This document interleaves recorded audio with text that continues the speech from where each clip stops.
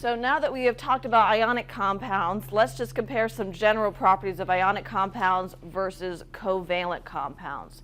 So last time we ended by talking about how ionic compounds are held together in their three-dimensional structure by intermolecular forces, which are the bonds that hold things together. In the case of ionic compounds, that is an ionic bond, or the attractive force between the positive and negative ion.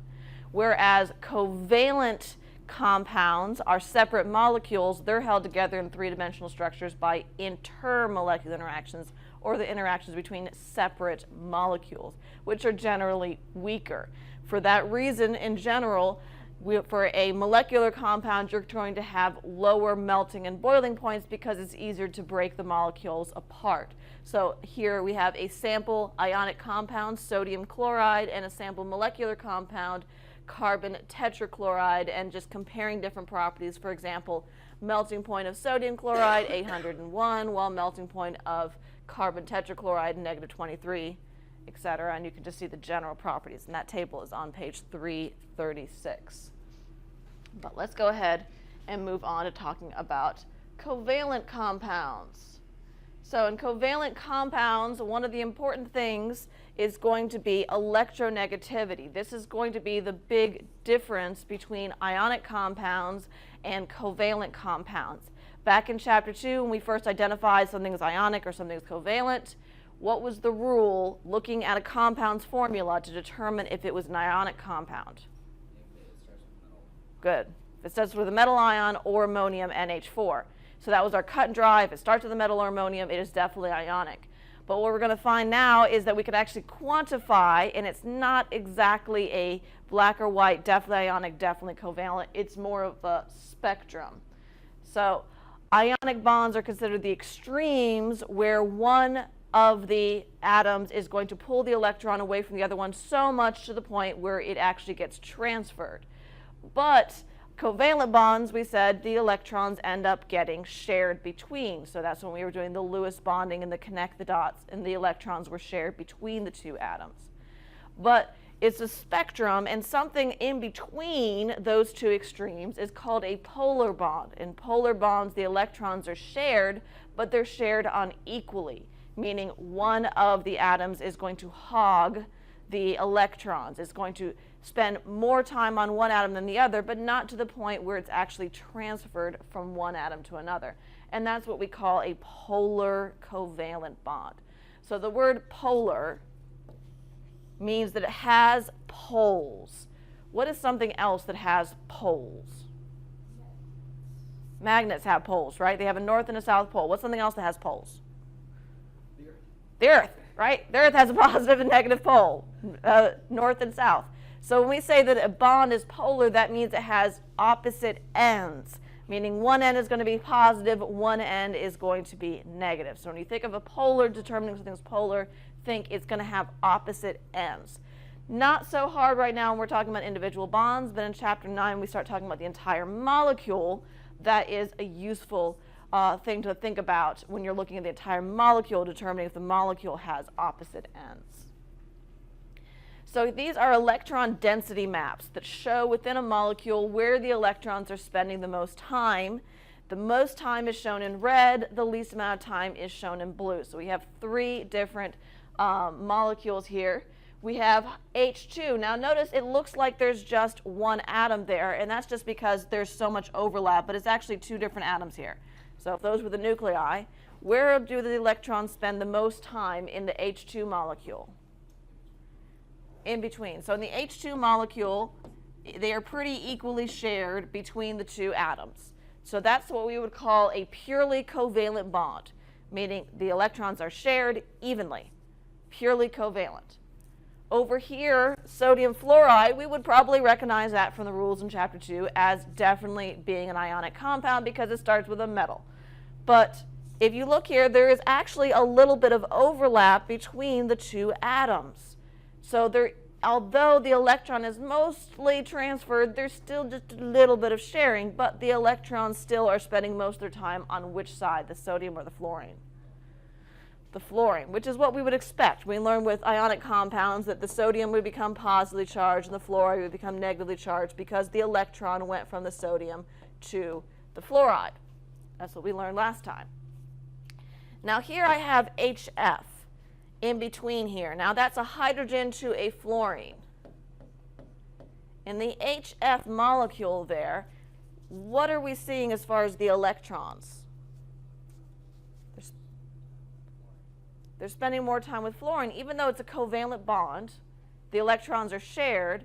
The electrons are not spending most of the time in between like we saw in the HH molecule. They're spending more time on the fluorine.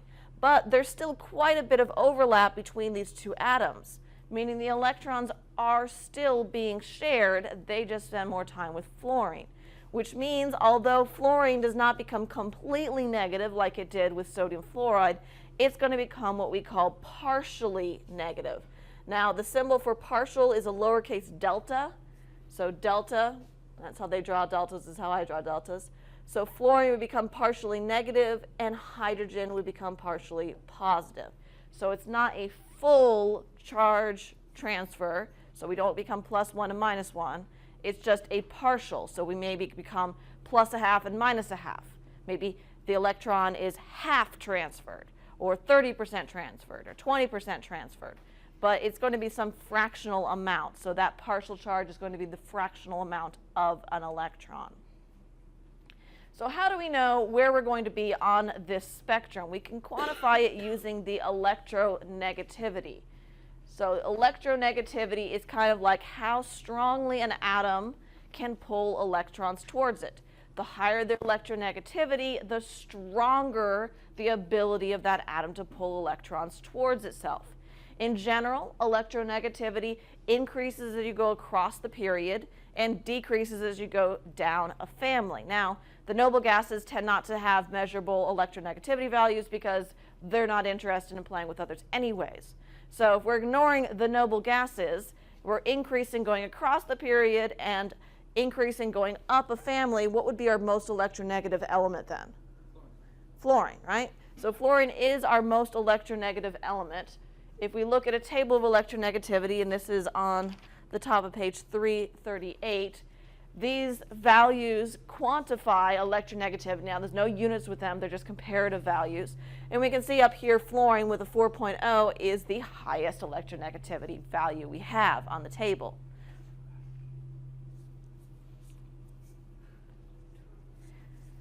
So low electronegativity values, which you'll notice most of the metals are pretty low, means they're not very good at pulling electrons towards themselves. Whereas high electronegativity values, which most of the nonmetals are high electronegativity, means they're very good at pulling electrons towards each other.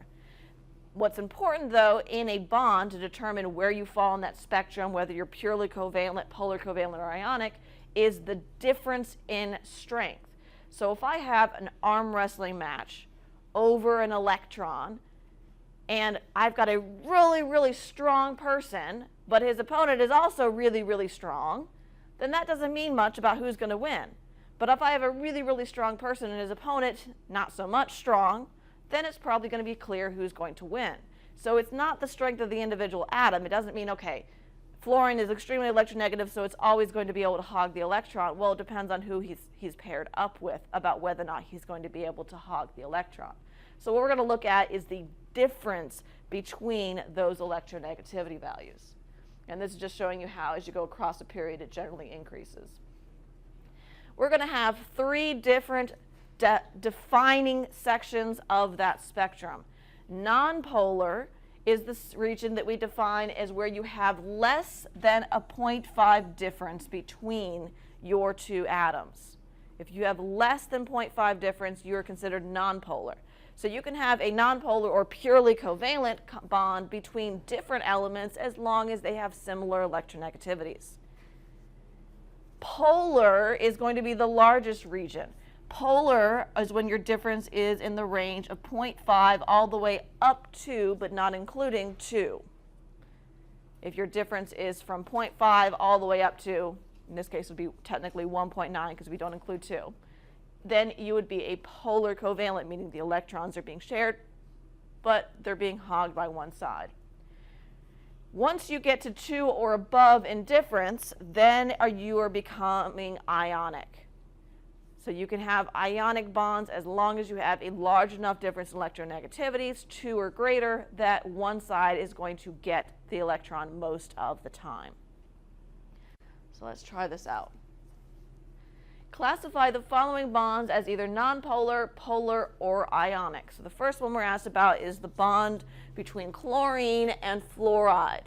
So chlorine and fluorine. Chlorine and fluorine. So let's look back at our table here. So fluorine, we already said, was 4.0. What is chlorine? 3.0. So that's a difference of what?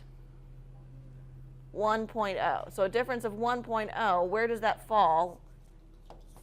Into what category? 1.0, is it less than 0.5, between 0.5 and 2, or greater, 2 or greater? Polar covalent, good. It would be polar covalent because 1 falls in this range here, 0.5 to 2.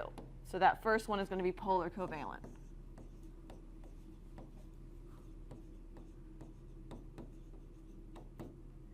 All right, the bond in cesium bromide. So let's go back to our table here.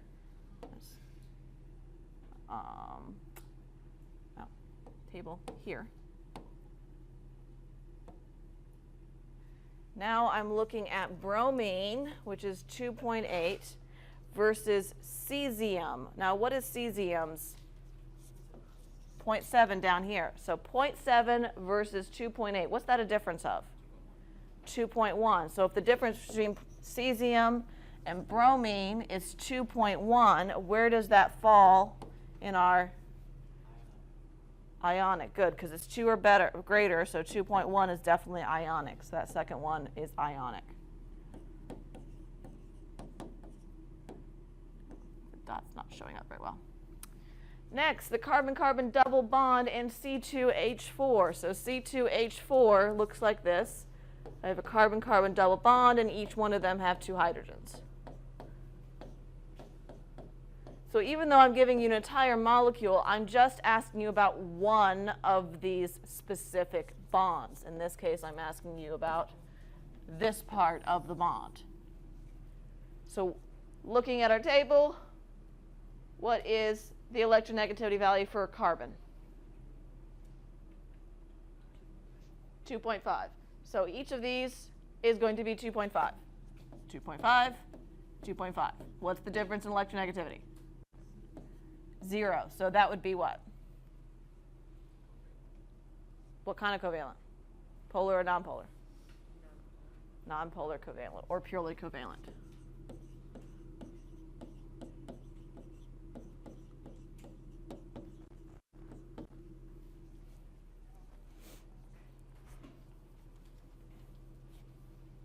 So any questions about how we categorize as being polar covalent, non-polar covalent, or ionic? Pretty good about that? All right, so that's just telling you where you are in the spectrum. Again, even within a spectrum, you're still going to have differences. If you look at the difference, or in the range of polar, is a polar bond that has a difference of 0.5 going to be equal to a polar bond that has a difference of 1.9? No. Although they're both considered polar, there's probably going to be a big difference in how those 2 bonds act. So we're going to have to quantify it a little bit further. So we're going to quantify it using the idea of a dipole moment. So first of all, let's talk about something called a dipole arrow. A dipole, what's the word dipole mean? Di means 2, so 2 poles. Just like a magnet has 2 poles, just like the Earth has 2 poles, a polar bond has 2 poles. So that's what they mean by dipole. We're just looking at the 2 poles on the bond. So a dipole arrow is showing where the electrons are shifting. So in a polar bond, the electrons will always shift towards which atom? The more electronegative one or the less electronegative one? More electronegative, because that's the definition of electronegativity, the ability to pull electrons towards each other.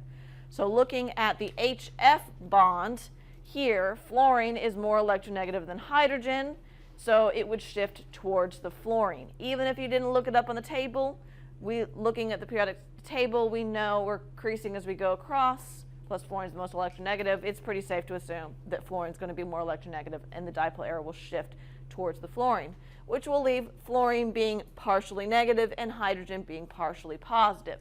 But we can actually calculate not just that it is partially positive and partially negative, but exactly what fraction of an electron it is, or what percentage of an electron it is. So that's what we're going to calculate next, is how much charge actually got transferred to there. And we're going to do that by calculating something called the dipole moment. Dipole moment is given the symbol mu, lowercase mu, and it is equal to the charge amount, or the amount of the charge transferred, times r, where r is the distance it was transferred. So in a bond, r is the distance between the two of them, or the bond length. So r is going to be the bond length.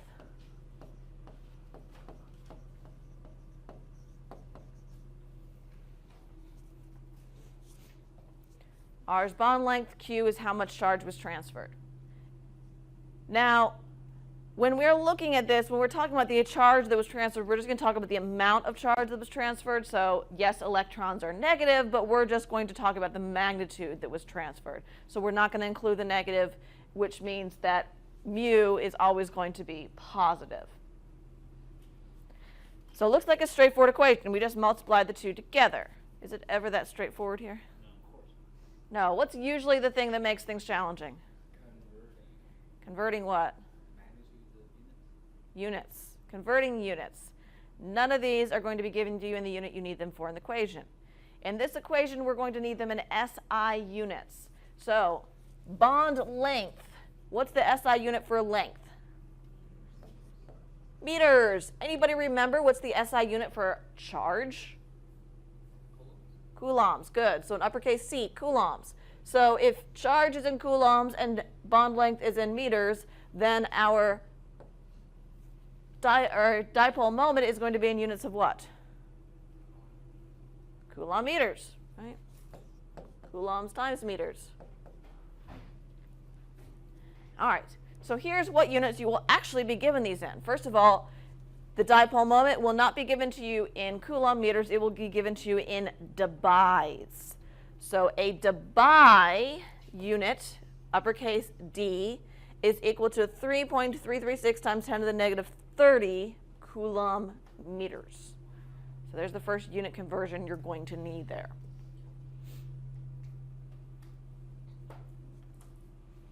Debye is 3.336 times 10 to the negative 30 Coulomb meters.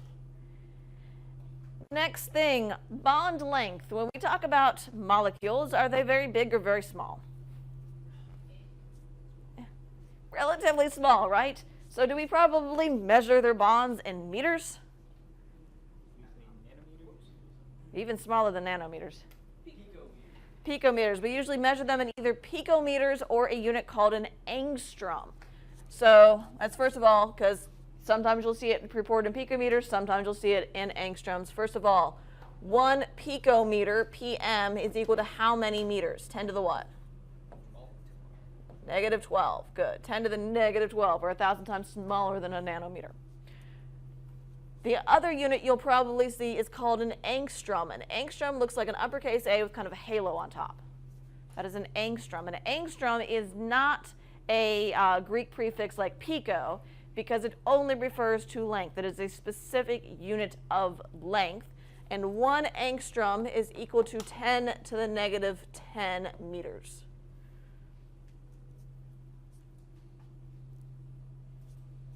Or 100 times bigger than a picometer.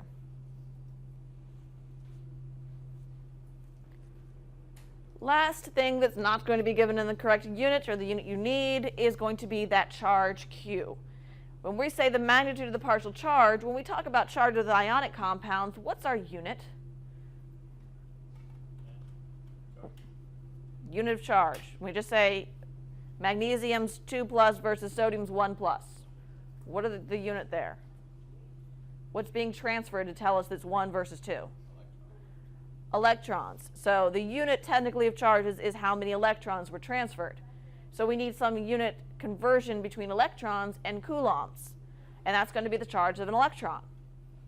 Who calculated the charge of an electron or measured it? Chapter 2. He did an oil drop experiment.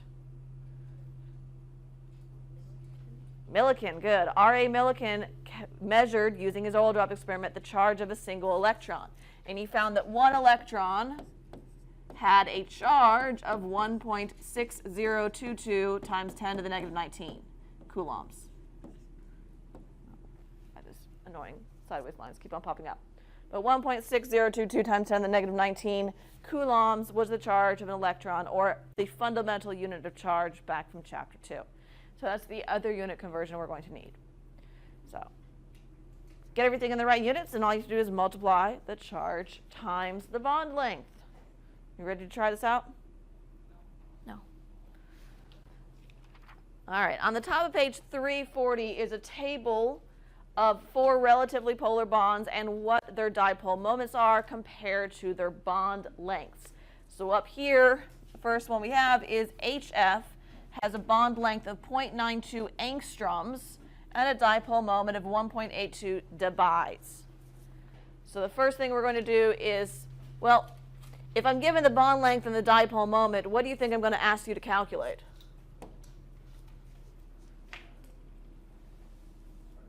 The charge, right? So let's go ahead and try that out. Let's try for the let's see. Do they do the HF or the HI?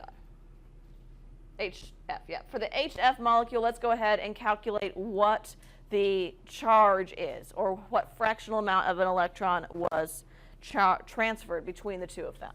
So first of all, let's go ahead and get these things to the units we want. Bond length. For HF, what is the bond length? Well, let's go ahead and just do first 0.92 angstroms, but we want it in what unit? Meters. We want it in meters. So how are we going to convert that to meters? Slap a negative 10 on it, right?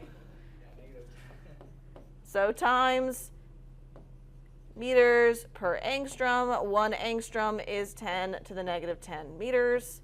So that becomes 9.2 times 10 to the what? Meters.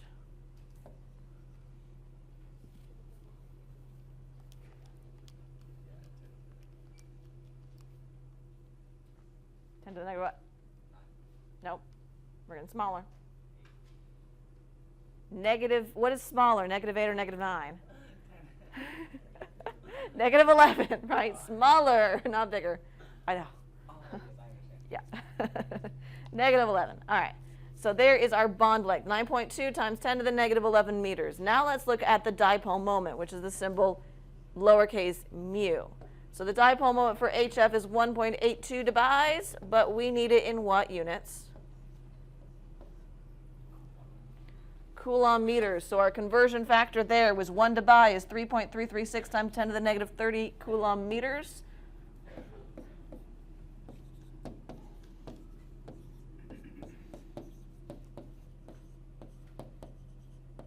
Meters per debye.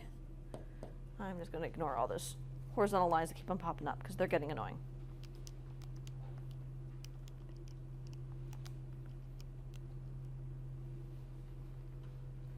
So 1.82 times 3.336 times 10 to the negative 30.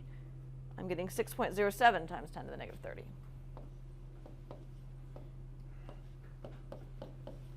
And now we're in Coulomb meters.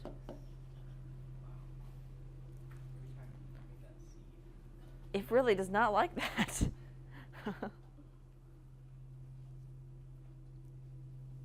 So the part of the equation that we are solving for is going to be Q, the charge.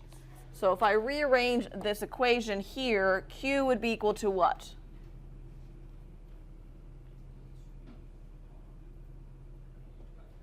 Good, mu divided by R. So Q is equal to mu divided by R. So we'll go ahead and plug in those things.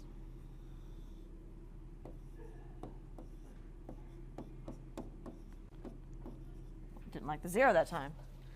Coulomb meters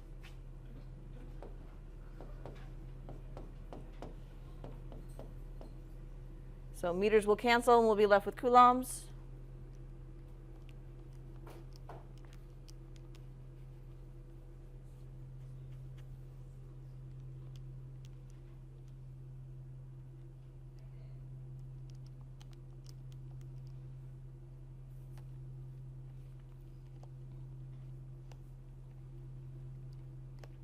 Now, if an entire electron was transferred, full electron has a charge of 1.6022 times 10 to the negative 19 coulombs. We know an entire electron was not transferred here, so we're expecting a number smaller than 1.6022 times 10 to the negative 19. Always make sure your answer is making sense. How do we know a full electron wasn't transferred? Because it's not ionic. Oh, okay. If it was ionic, the full electron would be transferred.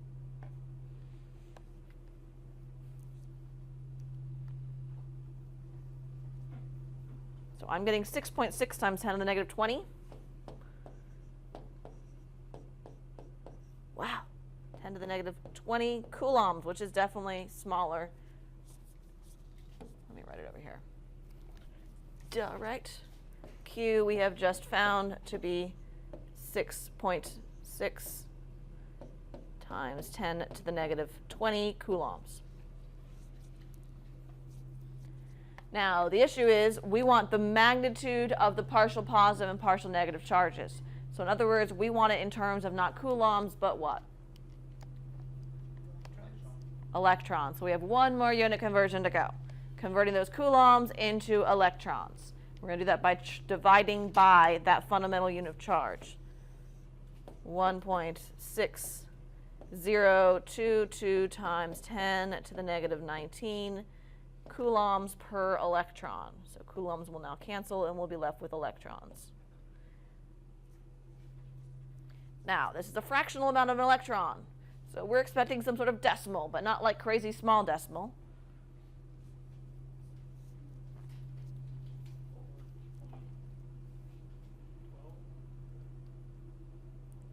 A decimal.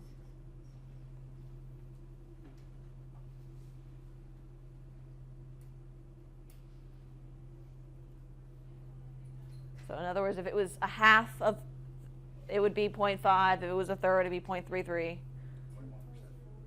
0.41. Good. That sounds more like it. 0.41.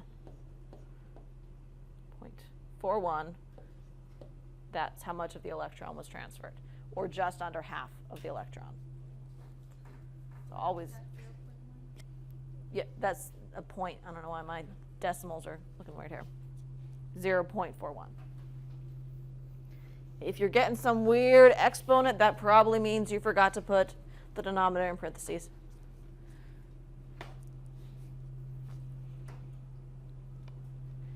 So 0.41, or just under half of an electron, was transferred, and I'm looking at the HF molecule here.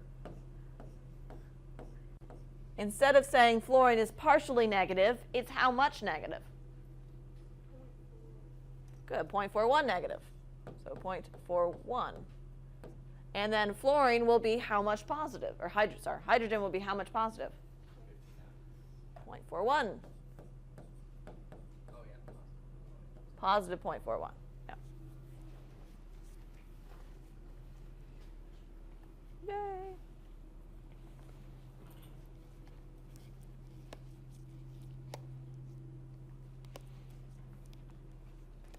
I could have also given you the magnitude of the partial charge and asked you to find the dipole moment.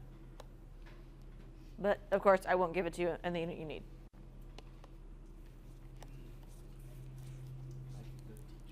Yes. I'm challenging you to grow.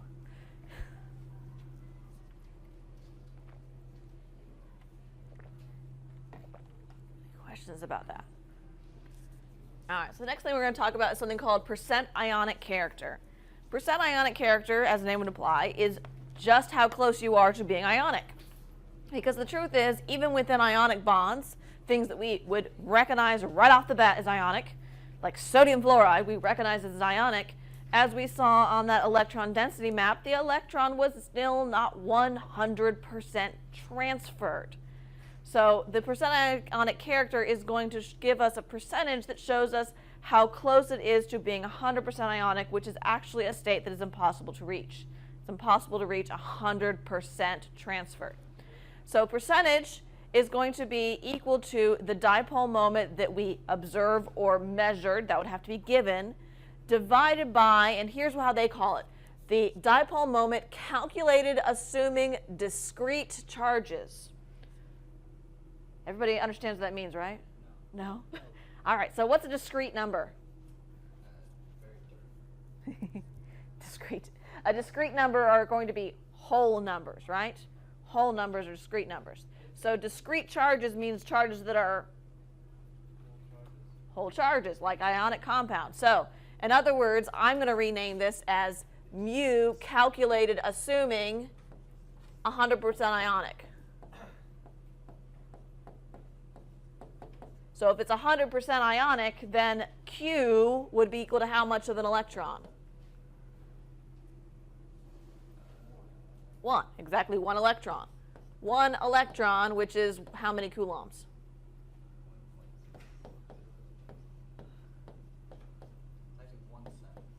Negative 19 coulombs. Wow, my dots are not showing up at all. So we're going to calculate the dipole moment, assuming that it's 100% ionic, or the electron Q is 1 full electron, or 1.6022 times 10 to the negative 19 coulombs. Then compare that to what we actually observed the dipole moment to be, which would have to be given to you, such as in that table. And then times 100% because it's percentage. So let's try this out. Oh. First of all, this is just a table on the top of page 341 comparing different ionic compounds and the percentage of ionic percentage. So down here we have things that we traditionally would consider polar, somewhere between 0 to 25% ionic character. And then up here, as we increase the electronegativity difference, here we have HF. HF we would definitely recognize as being very polar. It has a difference in electronegativity of almost 2, not quite ionic, but still decent amount. It's like 1.9 difference in the HF electronegativity, but it's still only going to be percent ionic character. Yeah, I know it looks like maybe like 40% ionic character. But then up here, all of these things are things that we would recognize as ionic. Why would we recognize all of those as ionic?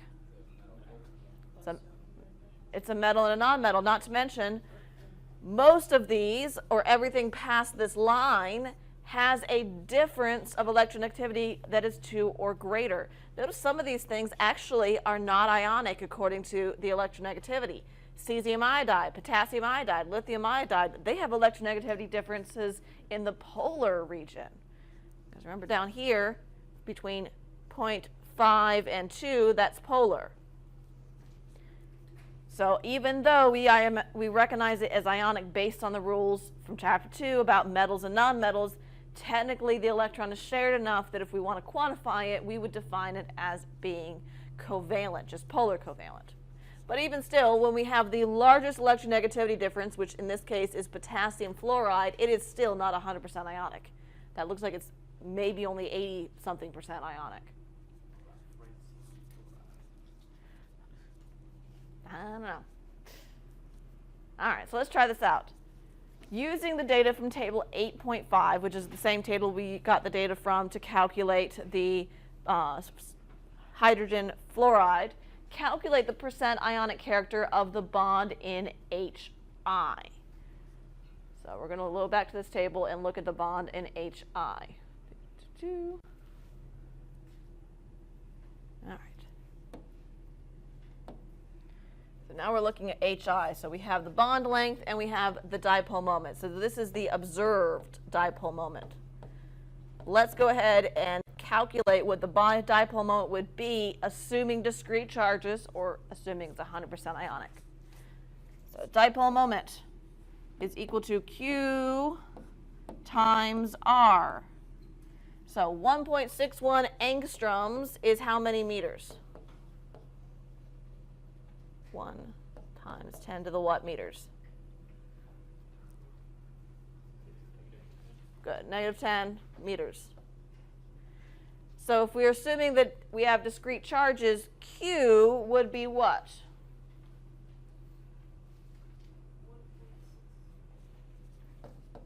Good. 1.6022 times 10 to the negative 19 coulombs times R, which is 1.61 times 10 to the negative 10 meters.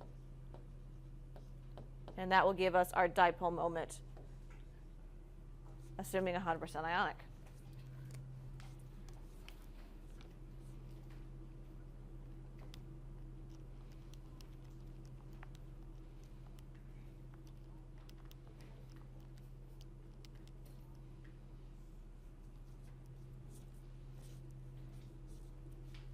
I'm getting 2.58 times 10 to the negative 29 coulomb meters. So there's our mu calculated assuming discrete charges. So to find the percentage, we're just going to compare it to the mu observed. What's the problem with comparing these two numbers?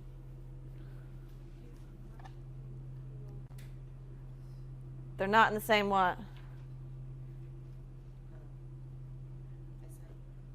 They're not in the same units. If we're going to compare them, we need them in the same units, because otherwise percentages won't work out.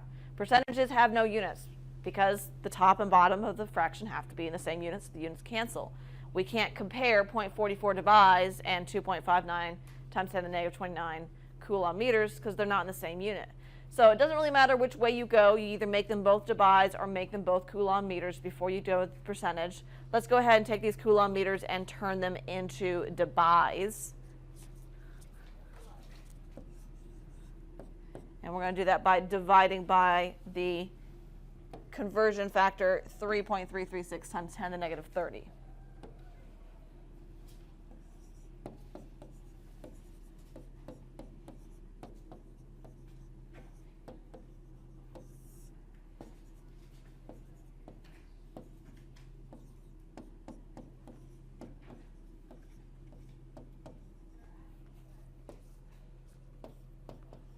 Coulomb meters will cancel, we'll be left with debis.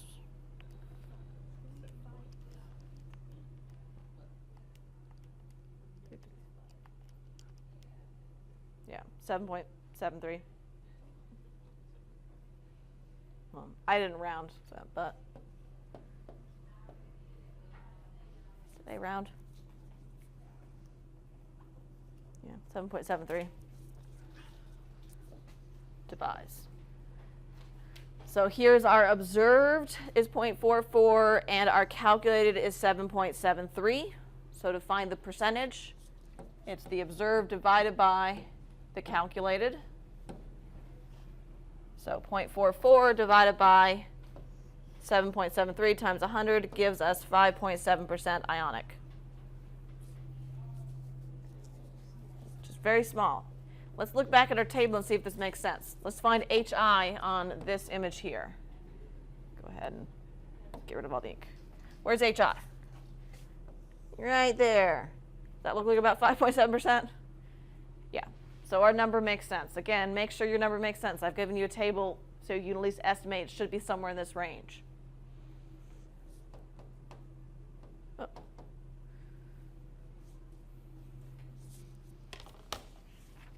All right, are we tired of math? All right, so for the next section, the only math you have to do is counting electrons, because we're going to start drawing out compounds and drawing out the larger structures. Sometimes there'll be charges. I don't know. Oh, what's difficult is that if you put this into Connect, you have to use ChemDraw. All right, but don't worry, I put up videos for how to use ChemDraw. So next we're going to talk about drawing Lewis structures. So we've actually done some Lewis structures already this chapter with the connect the dot method.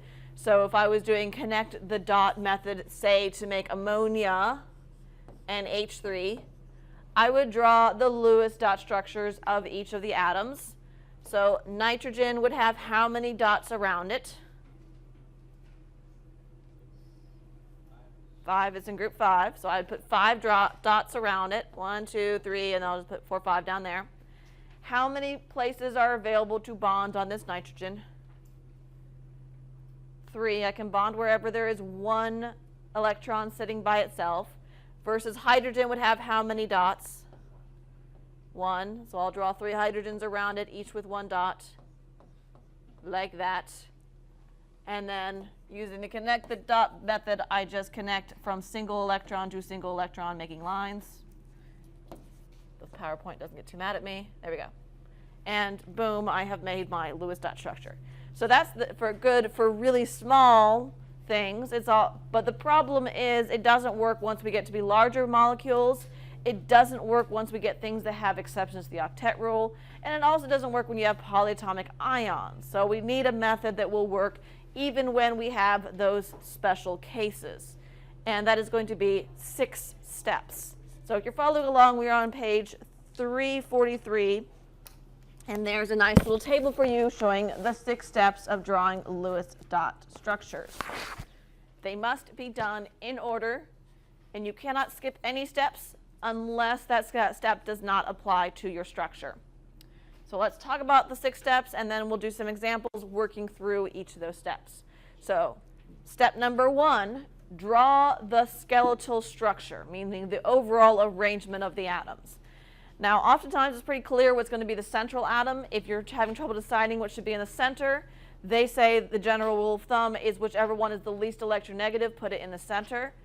A better way of saying that is whichever one can make the most bonds should be in the center.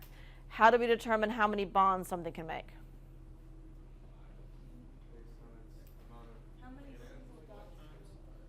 Good. But how many single dots there are when you draw the Lewis dot structure of just the atom. So for example, we just drew nitrogen and determined it can make 3 bonds. Hydrogen we determined can make 1 bond. So whichever one can make the most bonds, that should be what goes in the center. And then you're going to draw out the atoms around it and then just connect them with single lines. Step number 2.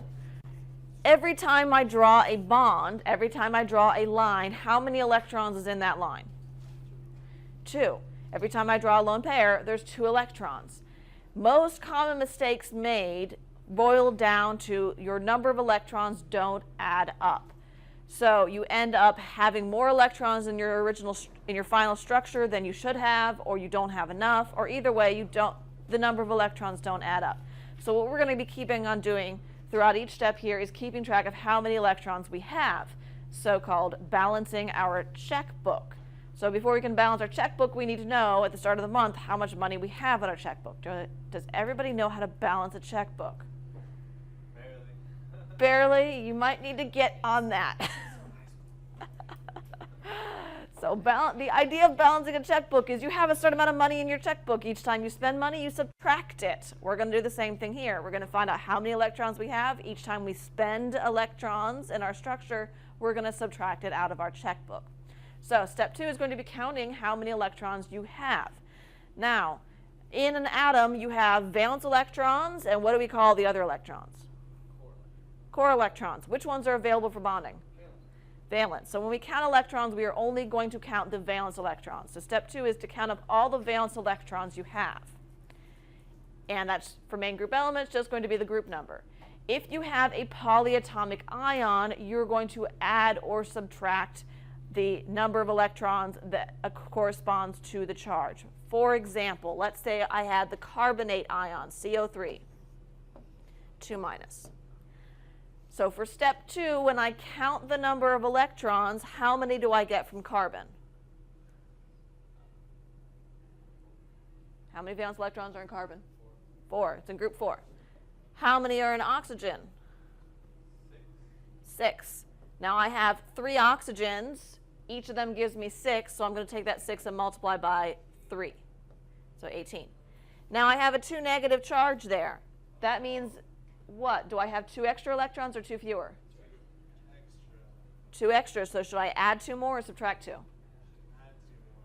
Add 2 more electrons. So how many electrons do I have to play with here?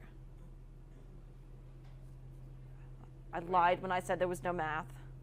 I did say that there'd be counting electrons. 24. Good. I have 24 electrons to play with. So at the start of the month, that's how many electrons are in my checking account. 24. If it was a positive ion, we'd subtract. If there's no charge, it's just the number of valence electrons from each of the elements. Make sense? What are the 6 compounds? The oxygen. Oxygen's in group 6. So it has 6 valence electrons. And then there's 3 oxygens, so they each contribute 6.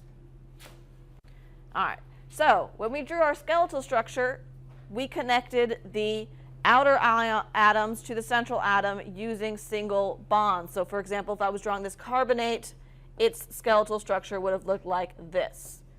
Carbon in the center, oxygen on the outside. How do I know it's not an oxygen on the center?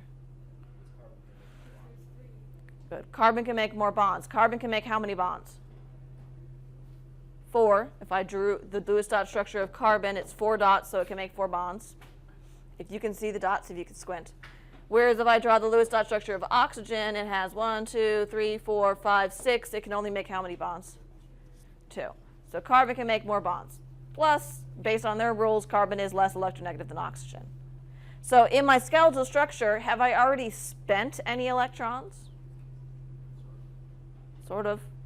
These lines, what are these lines made out of? Electrons. So I've already spent electrons. So step number 3 is going to be for each bond in your skeletal structure, you are going to go ahead and subtract 2 electrons from your checking account. So in the case of our carbonate ion there, how many do I need to subtract from 24 here? 6. 6 electrons for those bonds, and I'm down to how many? 18 electrons. All right. So that's step 3. Step 4, going wrong direction. Step 4 is any remaining electrons then get put on the terminal atoms. Which atoms are the terminals? What does that mean? The oxygens and the carbonate ion is what's on the outside. Think of an airport. The terminals are where compared to the hallway when you're walking down the airport? They're around the outside, right? Same thing with our atom. The terminal atoms are the ones around the outside. So we want them to have a completed octet. What do I mean by completed octet? 8. They need to have access to 8 electrons. Now, in this carbonate ion right here, how many do they currently have access to? Each of these oxygens. 2. Each of the oxygens has access to the 2 electrons that are in the bond, so they need how many more? 6 more. They need 6 more. So I'm going to put 6, and we're going to move them in pairs. So for 6 electrons, that's 3 pairs. And I'm going to do that for each of these oxygen atoms. So I have 3 oxygen atoms. Each one of them gets 6 electrons. How many electrons did I just spent? 18. Go back to the checking count here and balance it out, and I have run out of electrons. But I'm only on step 4, which means I still have 2 more steps left. All right. Step 5 says if any electrons remain, put them on the central atom. Now in that case, I didn't have any electrons remaining, so couldn't do that. So I get to skip step 5. Step 6 says if the central atom has fewer than 8 electrons, in other words, it doesn't have its octet yet, move 1 or more pairs from the terminal atoms to form multiple bonds between the central atoms and terminal atoms. Disclaimer, unless the central atom is group 3A element, such as boron is a group 3A. Boron, how many dots would be around boron? 3. So how many bonds can boron make? 3. Is it possible for boron to ever have 8 electrons?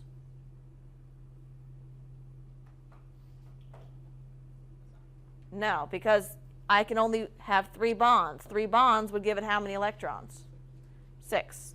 So for that reason, that's why they have the disclaimer about group 3A elements, because group 3A elements, they can't make more, they can't have more than the 6 electrons around them. All right, so let's go ahead and go back to our carbonate ion and apply this. I am out of electrons, but does my central atom have an octet? No, carbon only has 2, 4, 6 electrons. It wants 8. Now, I can't just add electrons on it because my checking account has zeroed out. I've got no more electrons to put. You can't spend what you don't have. That's a very important lesson, not just in chemistry. You can't spin any more electrons, but we can rearrange electrons. So I can move one of these lone pairs in the oxygens and make it into a double bond. Now in the case of carbonate, it doesn't really matter which one I grab. So let me erase one of these because these are starting to look kind of like double bonds the way I drew them. Let's say, there. Let's say I'm going to take from this pair right here. I'm going to take that pair and I'm going to move it there. When I move it there, so I'm going to erase it from that oxygen, that now becomes a second bond. Now does carbon have an octet? Yes. Does this oxygen right here still have an octet? Yes. It's got 2, 4, 6, 8. It still has 8 electrons. Now does everybody have an octet? Yes. Everybody's happy. Yay! The dots need to be moved, or can we leave them? Which dots? Like the dots on the oxygen. On the oxygen? No, you can leave them like that. Yeah. As long as they're attached to the oxygen. Yes. How come the two other oxygens that still have a single bond aren't like, hey, that's not fair, and they try to form like a second bond also? They do, and those are called resonance structures, which we'll get to in the end of chapter 9. But right now, we're just going to leave it like that. All right. So let's try this out. Let's try to draw the Lewis structure for carbon disulfide, CS2. So first of all, drawing the skeletal structure, what should be in the center and why? Carbon or sulfur? Good. Carbon because it can make more bonds. So there's our skeletal structure. Carbon in the center, and then the 2 sulfurs on the outside. There's our skeletal structure.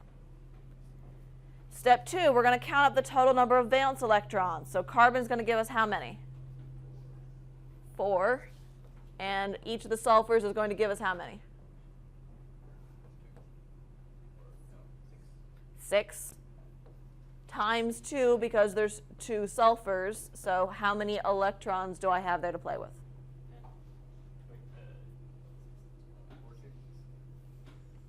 I know, arithmetic. 16. Okay. You lied when you said there was no math. 16 electrons to play with. All right, so that's step 2. Step 3, we're going to subtract for the bonds we've already drawn. So in our skeletal structure here, how many bonds have we already drawn? 2. So how many electrons do we need to subtract?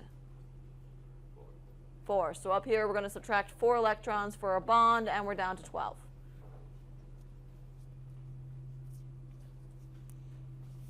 Next, step 4 was to put electrons around the terminal atoms to complete their octets. So the terminal atoms here is our sulfur. Each sulfur wants how many more electrons?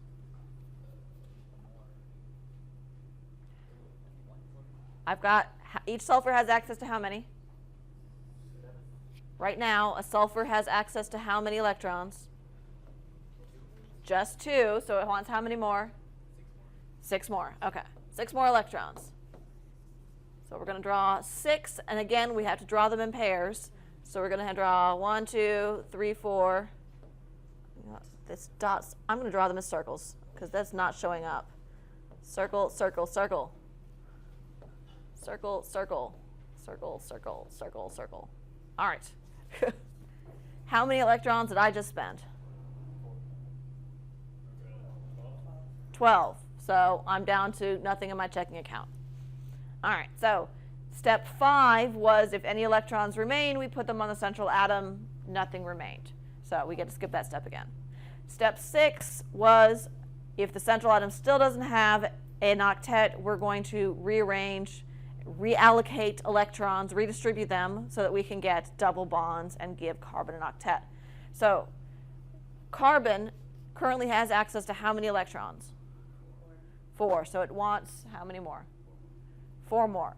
So in the interest of being fair, let's just take one pair of electrons from each sulfur and reallocate that as a double bond. So you could, but it probably would not be very stable. Science is always fair, right? Yes, technically you could make one-sided triple bonds, and in the next section, when we talk about formal charges, we'll show why that won't happen. So there's our final structure down there. Carbon in the center, double bonds out to each sulfur. Each sulfur still has 2 lone pair electrons.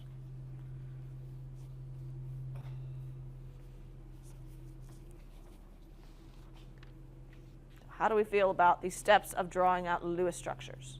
Good. All right.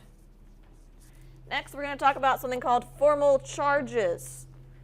Formal charges are useful because they can help us predict what structure is most likely. For example, with the carbon disulfide, why would not it just be a triple bond on one side and a single bond on the other? So formal charge, to me, is kind of like in a molecule, what would be that atom's charge if it were ionic, or if it were just cut out of the atom the way it is? So if I took that atom out of the molecule, just cut it out, what would be its charge, if anything? So the way we calculate the formal charge is it's equal to the number of valence electrons an atom started with, which is just its group number. Sulfur would be 6, carbon would be 4, etc., minus the number of associated electrons. Associated electrons are not the same thing as how many electrons an atom has access to, because in most cases, in a completed structure, all atoms will have access to 8 electrons because they'll all have an octet, unless there's an exception. Associated electrons are all of the atom's non-bonding electrons, so it's lone pairs, and then half of the atom's bonding electrons. Half of the atom's bonding electrons. So why only half? Let's picture back to our carbon disulfide one. 1, 2, 3, 4. 1, 2, 3, 4. All right. So if you picture breaking this into its 3 separate atoms, and each atom goes away, it gets to keep just its lone pair electrons and half of its bonding. Think of this like a 50-50 divorce. Each of the atoms, as it leaves, anything that's its own personal property, such as lone pairs, it gets to keep. But anything that was joint property, here in North Carolina, how much do they get to keep of joint property? You guys are like, we're too young to know what divorce, how that works. In North Carolina, you get to keep 50% of any joint property, which means in any bond which contains 2 electrons, you get to keep how many? What's half of 2? 1, right? So that's what they mean, half of each bonding, half of any bonding electrons.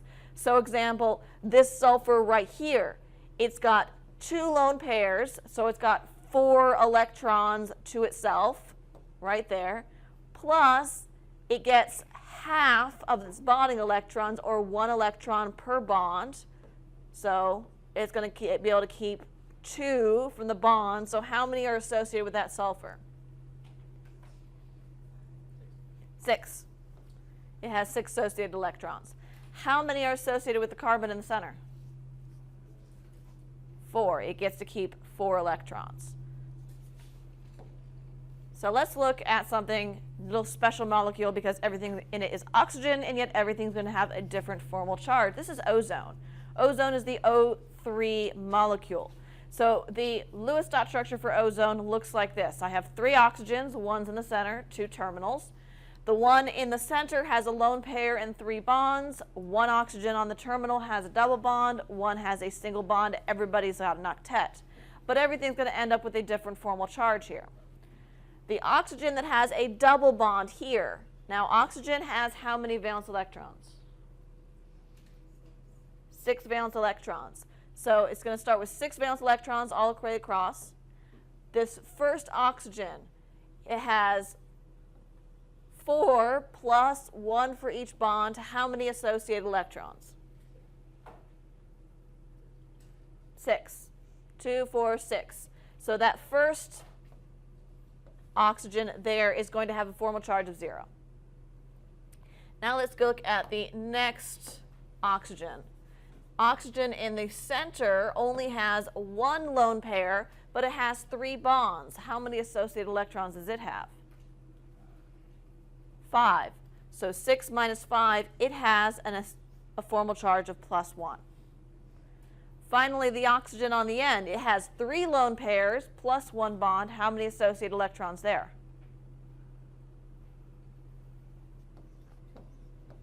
2, 4, 6 plus 1 for the bond.